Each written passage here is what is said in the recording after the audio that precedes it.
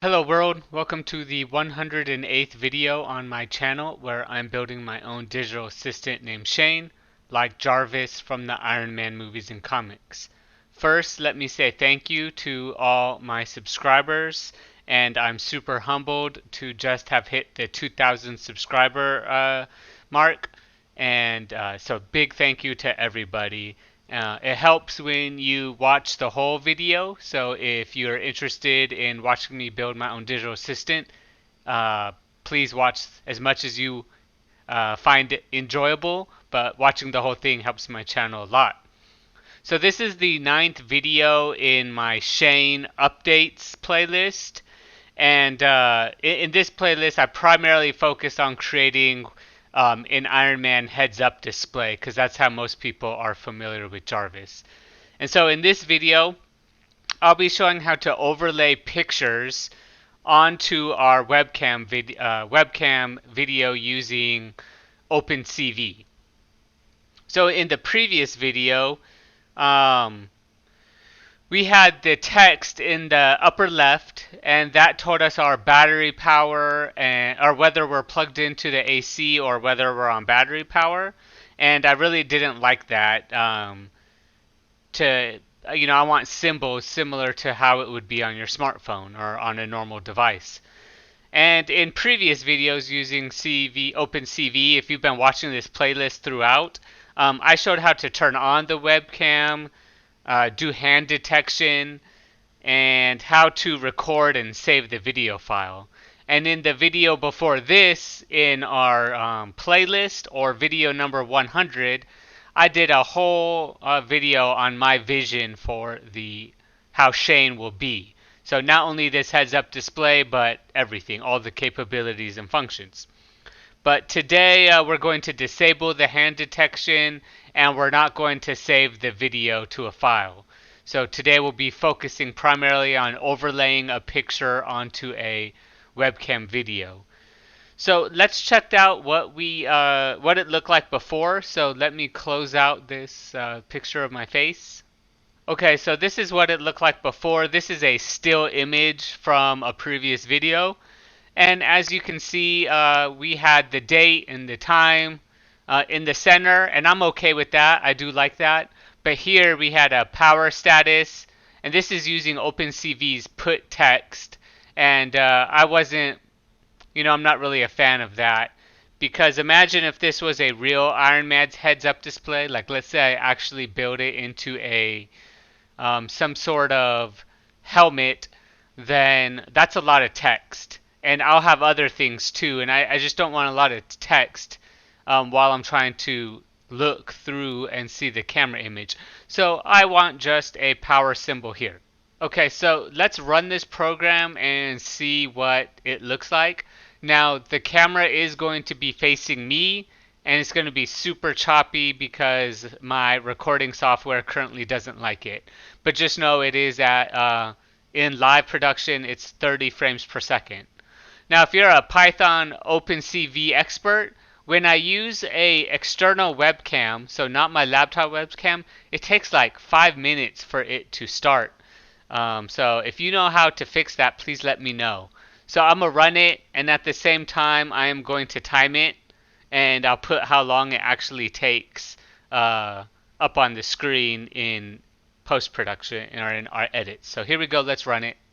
Okay, so the for this program to run, it takes 95 seconds because I'm using an external webcam that's hooked up by USB. I don't know why it does that, but if I were to use my laptop's webcam, it turns on immediately.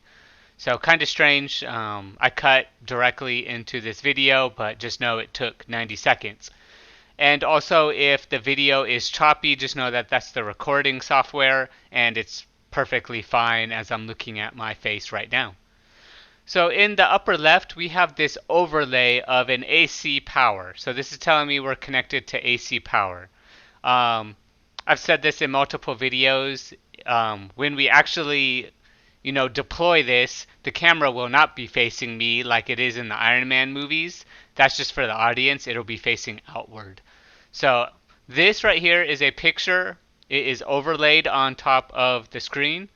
And then I'm going to unplug live my laptop from the wall, and it immediately switches to battery. Okay, and so I'm thinking about putting the percentage here, but I'm not sure. I don't need to know if it's 78% versus 72, but maybe putting notifications if it goes below 50, or when it's at 50, when it's at 25, 10. I don't know. I haven't figured that out yet. So now live, we're going to plug it back into the wall, and it switches back into this AC power logo that I put on there.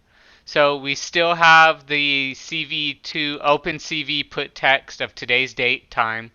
I like that. Um, so maybe the time can be a little more centered. Okay, so let's go through the code now. I'm going to exit out of this. All right, so in previous videos, I had this part of my S.H.A.N.E program, and I've changed it to just a heads-up display program. So right now, I have a settings tab where this will be everything not regarding OpenCV, and it will be where I establish constants. So here we have a check power status. I've covered this in a previous video. I'll leave a card here so you can find it. But basically, if it's not plugged in, we're going to return false. If it is plugged in, we're going to equal true, and we're going to return that and the battery status if I want to use that. So I'm not going to go through every single one of these because I've gone through it in previous videos. So we import CV2 from the settings file I just showed you. We're going to implement some of the constants and some of the functions. We're going to need, if we were saving this to a video, we would need the date time. To resize the image, you'll have to do a from imutils import resize. And then we're going to use numpy as np. Now, if you're using PyCharm, I do get a lot of questions on how to import these. You can pip install, but if you have a lot of projects, you can just pip install, or you can just install it into this project alone. So you go to File, Settings, then in your Python interpreter, you can click on plus, and then you can go imutils, and then you can go to install package, and it will install package just into this project.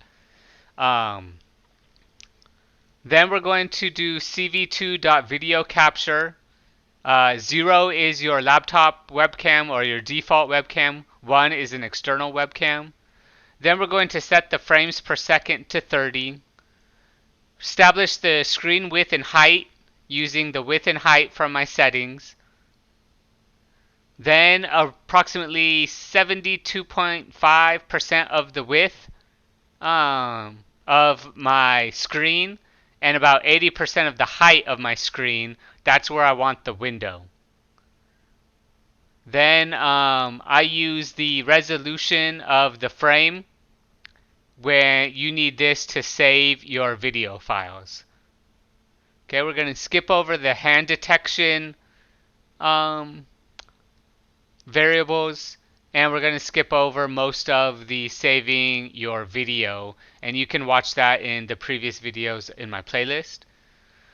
Then we're going to start the OpenCV loop. So while basically you're not escape, so while forever, you're going to declare what I called the plugin logo to none. This blue color and this font is what the font is what I use throughout my program. Then you're going to establish the ret in the frame. Then, now I'm quickly going over this because I've gone through it over a bunch of my videos, but I did change this to BGR to BGRA. So it adds an alpha. So basically you have 4 channels now instead of the standard 3. And the reason why is because we are going to overlay it, and it needs to be the same as the overlay. The current date and current time, that's how we put the text in the middle. Then the plugged in and battery status comes from our check power status function. So if we are plugged in to the wall, Then I declared this variable called AC power image, or IM, equals cv2.imRead. And then I pass it the file name. And the only reason why I can pass it the file name without the full path is because it's in my project folder. So this folder is called heads up display. And if you go into heads up display, you can see we have this AC power, there we go, and this battery logo. Both of these are in the heads up display in my PyCharm projects, so I can just reference the file name. If this was in my documents, you would have to put the full path in here. Then I wanted to make a small AC power logo. So this is where we use the IMUtils, right? The image utilities to resize. And then you pass it this picture that CV2 is reading. And then I establish the width and height at 30 pixels both. Then the plugged-in logo is cv2.cvtcolor, just like we did the frame. We're going to pass it this small logo, and we're going to assign it the same channel as we did the frame. So else, so that means we're on battery. So if we're not plugged in, the battery power image will be the cv2.imRead battery image. Then we're going to make a small battery power image using the resize, same thing as above, the width and height of 30. And then these are the same variables plugged in logo, because we're only going to pass in one if else down here. So if it's plugged in, then this plugged in logo, which we declared up here, will have either the AC power logo, and if we're on battery, it'll have the battery power logo that's already resized. This is hand detection code that we're going to skip. This is the put text that we use to put the date and time. We're going to skip that. Watch my previous videos. And now we're going to build what's called the overlay. And what you're doing is you're creating an overlay of the same size as your frame on top of the frame. So an overlay will go on the top, and this is where we're going to put our logos. Now, like I've referenced before, if I have any OpenCV experts on here, please let me know if there's a better way to do this, because basically I establish a 30 frames per second up here, right? Right here. So we set it at 30 frames per second, which you don't really have to do because that's kind of the default, but we set it. And every 30 times a second, I'm asking OpenCV to do this code that we'll go over in a second. So there has to be a better way. I just don't know how at this point.